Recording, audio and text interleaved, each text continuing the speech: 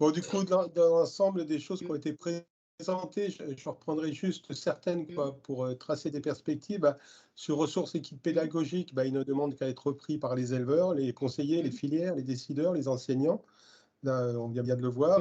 Sur l'observatoire, moi, je retiens que la bio est un mode de production qui est choisi par de plus en plus d'éleveurs et d'éleveuses de brebis, malgré un marché de la viande bio en baisse.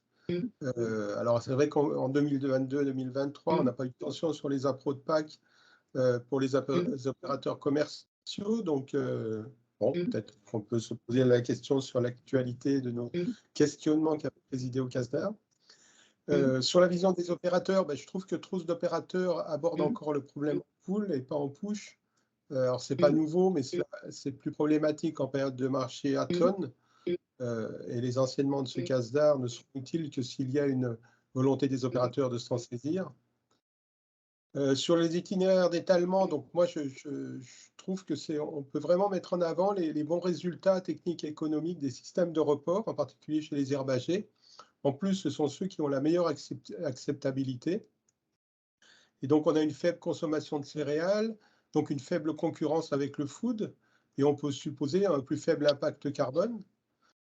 Sur les complémentarités entre bassins et désaisonnement, alors si on tient compte du dérèglement climatique et de l'effondrement de la biodiversité, qui devrait être le socle de toutes nos réflexions, je note la baisse des émissions de richesse et du besoin en énergie lorsqu'on accepte un déficit d'offres en fin d'hiver.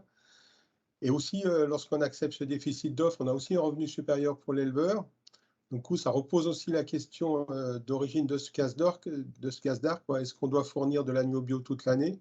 Est-ce que ça n'a pas un coût trop important pour les éleveurs, mais aussi pour la planète? Sur l'impact des techniques de finition, d'étalement sur le bien-être animal et la qualité de la viande, sur la finition à l'herbe, il me semble que l'enseignement majeur, c'est la qualité sensorielle de ces agneaux de report, en plus de leur richesse en oméga 3 s'ils n'ont pâturé suffisamment. Alors ces résultats, effectivement, ils seront à confirmer à la fois parce que, suivant les races, les conduites, le fait qu'on a, malgré tout, et c'est plutôt positif, eu des lots qui étaient plutôt ratés, des mauvais agneaux au final, mais dont les résultats ne sont pas si mauvais que ça. En tous les cas, je trouve que ça relativise ce qu'on a admis depuis 30 ans, c'est-à-dire qu'il faut des agneaux les plus jeunes possibles et que c'est le seul gage d'acceptabilité par le consommateur. On voit là que des agneaux âgés peuvent être bien acceptés. Et donc, tous ces résultats sont à la disposition, ça et le reste, que je n'ai pas repris, mais tout ça est à la disposition de tout le monde pour adapter notre élevage ovin à leurs besoins. Il est certain que le contexte actuel de marasme sur les produits issus de la bio, couplé aux incertitudes sur le niveau de vie, sur l'évolution des marchés agricoles, sur les politiques alimentaires, n'est pas très propice à l'investissement et à l'appropriation rapide par les acteurs de l'aval des pistes données par ce CASDAR. Cette appropriation est certainement plus simple pour des éleveurs qui sont tout ou partie en vente directe. Pour autant, s'il est difficile de dire de quoi sera fait demain et que des situations inconcevables il y a peu ne sont pas à exclure, les tendances à l'œuvre depuis plusieurs années ne vont pas disparaître pour autant.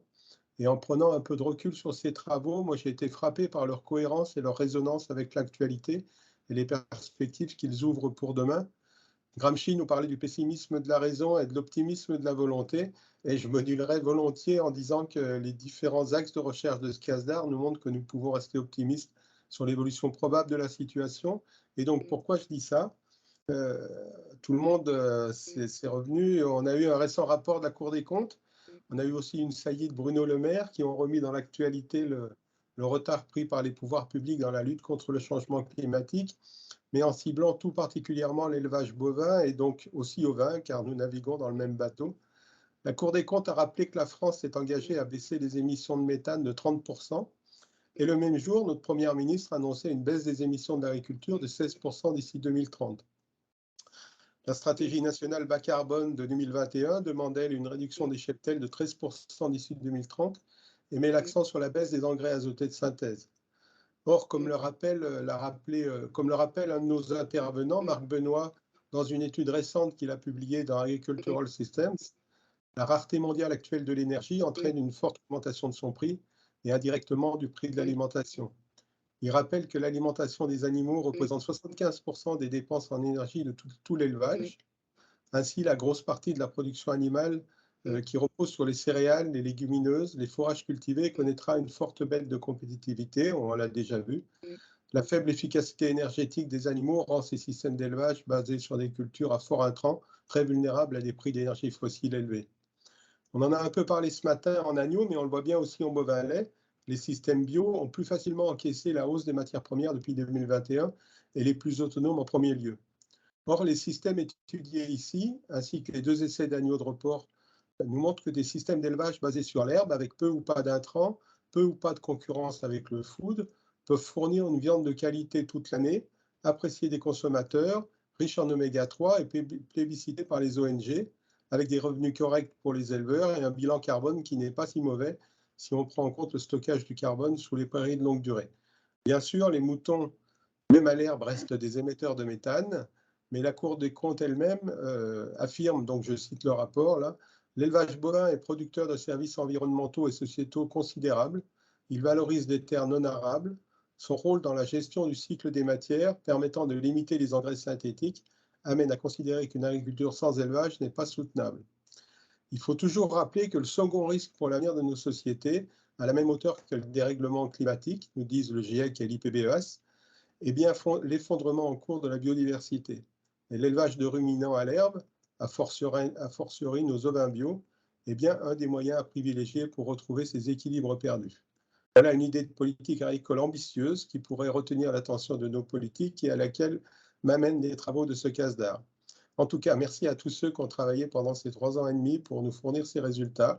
J'espère que les filières et les politiques vont pouvoir s'en saisir pour maintenir un élevage de brebis bio à la hauteur des enjeux de l'heure, du climat, de la biodiversité et de l'occupation du territoire.